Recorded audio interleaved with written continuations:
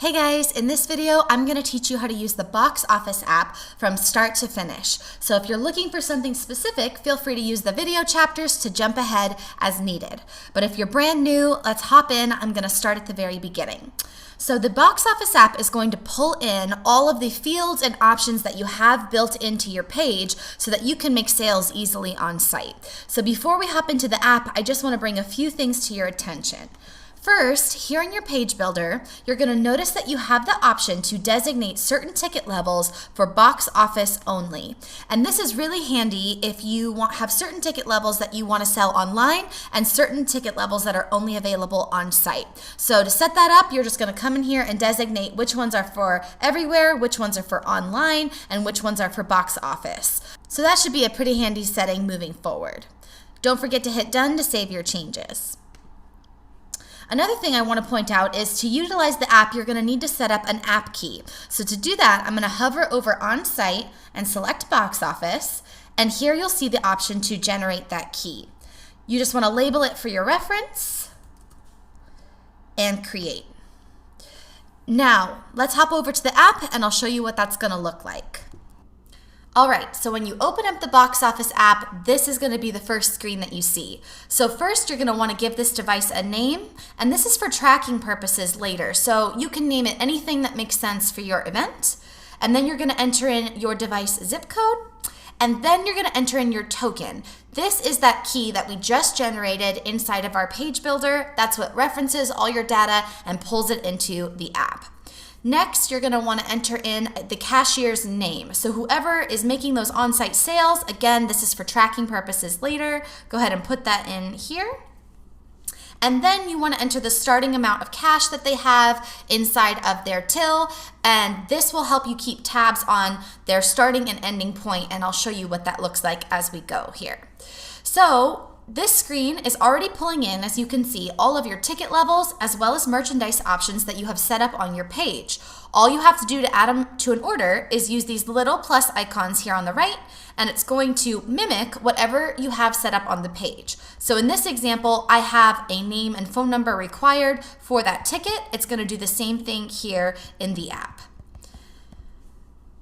The same thing is true for tickets that don't. And you'll notice as you're adding them, it's giving you the total number of tickets here and the total amount to be charged here at the top. Now, if at any point you need to start over, feel free to hit this trash can icon here, and it's just going to give you a clean slate to start over. So let's go ahead and add a few tickets. You'll see that's totaling here, as well as a few merchandise options. And again, it's just pulling in those options I have set up on my page. So I can see on this order that I've got 2 tickets, $24 worth of merchandise for a grand total of $56.88 there at the top. So let me show you how they pay. I'm going to choose here at the bottom whether they're paying with a card or paying with cash. So let's start with cash. If I select that option, it's going to give me the cost. I'm going to enter the amount received. And you can see here that it's going to let me know the change due there in the top right-hand corner. I'm going to hit next.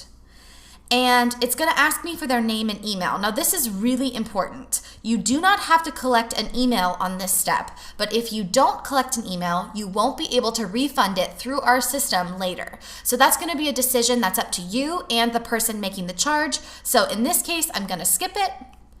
And boom, I can either print or text them their receipt and then just hit that green button to do a new sale. Now, the process is very similar if they want to charge a card. So you're just going to select card here at the bottom.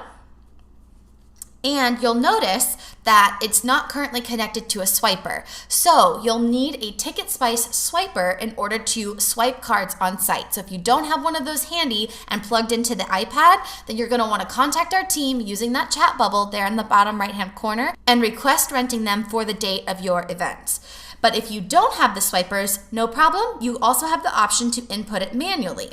And you'll see here that it's going to give me the option to input that card number. So let me do that real quick.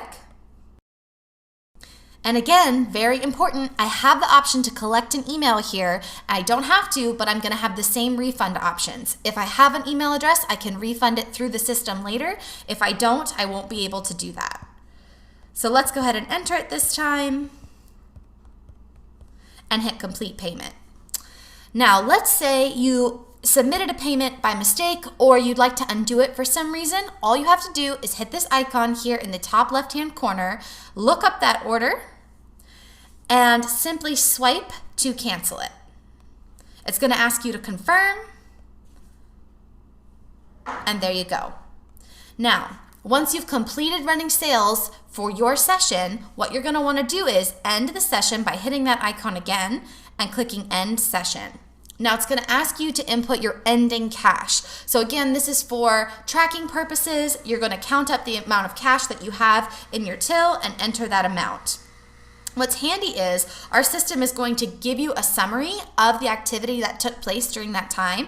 So you can see the name of the cashier, their starting cash, their ending cash, a breakdown of their sales, as well as a notification if you're out of balance in the amount of cash that you have left, whether that's over or under. Hopefully it'll match exactly. In this case, of course, I'm over. And it will also give you a breakdown of how many tickets and merchandise were sold during that time. So all you'll want to do to start again is hit New Session. You'll enter your next cashier's name, their starting cash, and you can keep going with those on-site sales. So I hope that this was helpful, guys. I hope that you crush it on-site at your next event. And as always, if you have any questions, just reach out to us and let us know.